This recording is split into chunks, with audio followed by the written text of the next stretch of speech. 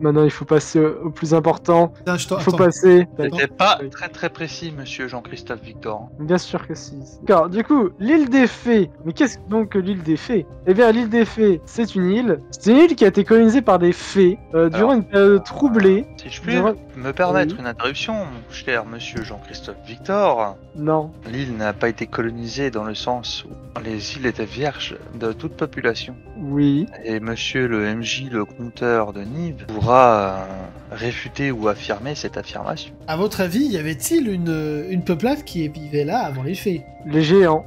Oui, les géants de 1. Alors c'était plutôt sur l'île tout au nord. Oui, mais sur Octaz, il y avait également une peuplade. Oui, il y avait le dernier représentant, c'était un espèce de petit Gollum. J'ai oublié le nom. Les Fomoriens. Les Fomoriens, voilà. Qui ressemblent beaucoup aux non-Fomoriens d'ailleurs. Mais bref, oui. En détail. On se demande bien pourquoi.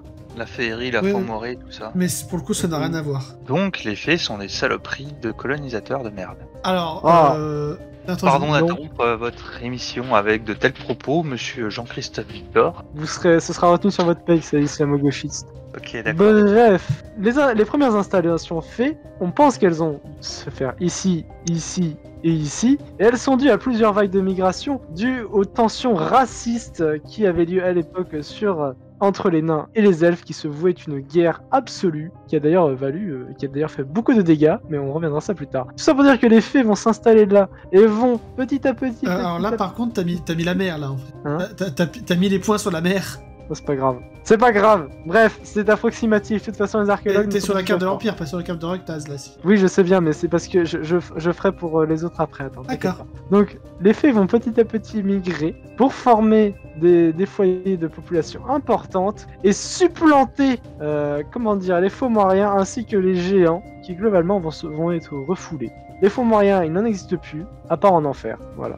Et depuis récemment, du coup, les fées...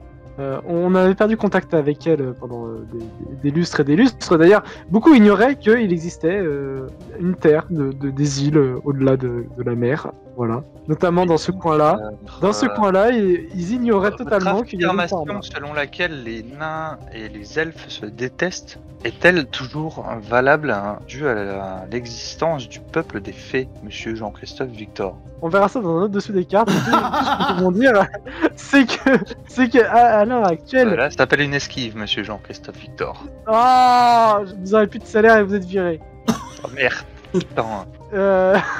Il y a eu une période où effectivement les elfes et les nains s'entendaient bien, ce qui explique l'existence des fées. Mais le fait que les guerres raciales ont poussé les fées à devoir fuir, et par ce fait, il n'y avait plus trop d'amitié entre les elfes et les nains jusqu'à très récemment. Et du coup, les fées ont longtemps été un peuple unique, en témoignent notamment des légendes communes, notamment autour d'un certain Arthur. Puis ils se sont subdivisés entre deux peuples, donc entre les fées de Roctaz que l'on retrouve sur cette île, la Roctaz là, et les fées de Fridgard qu'on retrouve sur Fridgard, avec deux cultures très marquées, et pourtant elles sont sous une même unification politique, et c'est ça qui est fascinant. Voilà. On peut notamment... Merde. Ah pardon, je suis plus journaliste, j'ai pas le droit de l'ouvrir. D'ailleurs, on peut noter que, curieusement, les habitants du Nord ignoraient complètement qu'il y avait à quelques glaciers, à 3 glaciers de chez eux, à 3-4 glaciers de chez eux, des îles, et ils n'y ont jamais foutu les pieds. Ce qui est quand même bizarre, parce que la chasse à la baleine doit quand même être... 3-4 glaciers, c'est plutôt... Alors, sur la carte, il y a 3-4 glaciers, mais en vérité, c'est plusieurs kilomètres. Oui, bah écoutez, ils auraient pu chasser de la baleine et se trouver là, voilà, c'est tout ce que j'ai à dire. Tout ça pour dire que, avant que nous attaquions les différentes factions, il faut parler Pour corroborer avec ce qui s'est passé sur la Terre, les Islandais n'étaient pas forcément au courant, avant qu'ils soient découverts, de l'existence du Groenland. C'est vrai, je te l'accorde. Effectivement, tu as bien raison. Mais ce que je veux dire, avant que nous passions en plus en détail au pays des fées, enfin qu'on va appeler pays des fées vulgairement, parce qu'il y a les fées de Frigga et les fées de Roctaz, nous pouvons noter qu'il y a eu récemment de nouveaux contacts, du coup, comme on disait, entre l'Empire et les fées. D'ailleurs, ça se fait comment, en fait, les premiers contacts? Ah oui, parce qu'il y a une fée qui a eu la bonne idée de s'éclater la gueule quelque part par ici, à Centranive, je crois. Alors, les premières fées qui sont apparues sur Centranive sont apparues ici, dans le petit village de Poissy. C'était la première fois que les fées revenaient sur le continent impérial. Puis, quelques années après, peut-être moins d'un an après, l'empereur a envoyé une première délégation diplomatique rencontrer l'empereur des fées. Et ça s'est plus ou moins bien passé, car l'empire des fées de l'époque est passé sous protectorat impérial. Disons qu'ils sont restés indépendants, mais maintenant ils sont protégés avec tout un tas d'accords par l'Empire. Attends, il y a combien d'écart entre nous et le moment où 10 le ans. protectorat est établi? 10 ans. Ah oui, d'accord. Bah, pour le moment où vous signez, allez, on va dire 9 ans du coup, mais... Attends, du coup, attends. Parce qu'il y a 10 On ans va penser. d'écart entre la saison 1 et la saison 2. Ok, attends, je suis en train de repenser. Morna, elle a 26 ans. Mhm. Non, 28 ans. Dans la vieille. Donc elle avait 18 Ouais, ans. non, elle a 26 ans. Attends, je sais plus à quel âge Morna. 26. En fait. Même 26, âge donc que elle avait- Makoto. Donc elle avait 16 ans. Oui. Du coup, je suis en train de me dire, mais C'était une bébou. oui, mais en fait, je suis en train de me dire par rapport à sa session dans le passé, du coup, en fait, Morna aurait pu être au courant. Bah non, du coup, vu que c'est un peu une gueuse. Du coup, Non, elle- c'est une gueuse, elle a 16 ans. Non, elle vit dans les montagnes ici. Ouais. Elle vit dans les Oui, montagnes elle ici. vit dans le donc, monde par là, donc ouais, bon, c'est vrai que ouais, elle a pas pu être trop au courant et j'imagine que bon, même en étant au courant, parce que en gros la session de passé de Vicalen, effectivement qu'elle soit pas au courant, non c'est cohérent du coup. Elle a mis du temps à comprendre que ça existe. Ok. Bref, on peut noter cependant du coup effectivement, il y a eu du coup un premier contact entre l'empire humain de Stellan sous Stellan 5 et qui est Robert.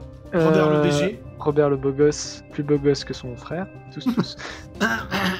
Vous êtes en train de vous égarer là, mon cher. Non, mais Jean-Christophe Victor. c'est parce qu'il m'a largué, Non, pardon. Bref, du coup, C'est pas moi qui vous ai largué, c'est vous qui m'avez viré, imbécile. je divorce. Borse. Tout ça pour dire, Borse. que du coup, l'Empire, suite à ce premier recontact, il y a du coup une première tentative de diplomatie avec du coup les fées, s'en est suivi un protectorat de l'Empire. Donc, conclusion, l'Empire des fées est sous le protectorat de l'Empire des humains. Ça fait empire dans empire. Voilà. Oui, enfin, l'Empire des fées et en vrai, il s'appelle Empire, mais en vrai, c'est surtout un royaume, quoi. Oui, bah après, voilà.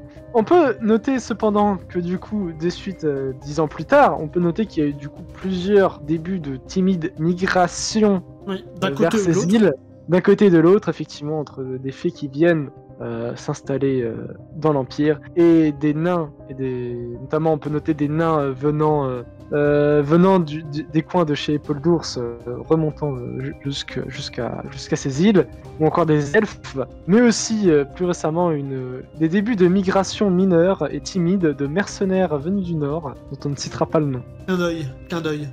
Qu'un wink wink, qui sont venus avec des mercenaires, une timide migration venue du Nord qui a commencé à s'installer à peu près au même moment où les impériaux commençaient à faire leurs petites affaires diplomatiques. Ça a tourné comme on l'entend et le début de migration a fait une fusion. Voilà. Voilà, l'essentiel du dessous des cartes est fini pour aujourd'hui. À bientôt.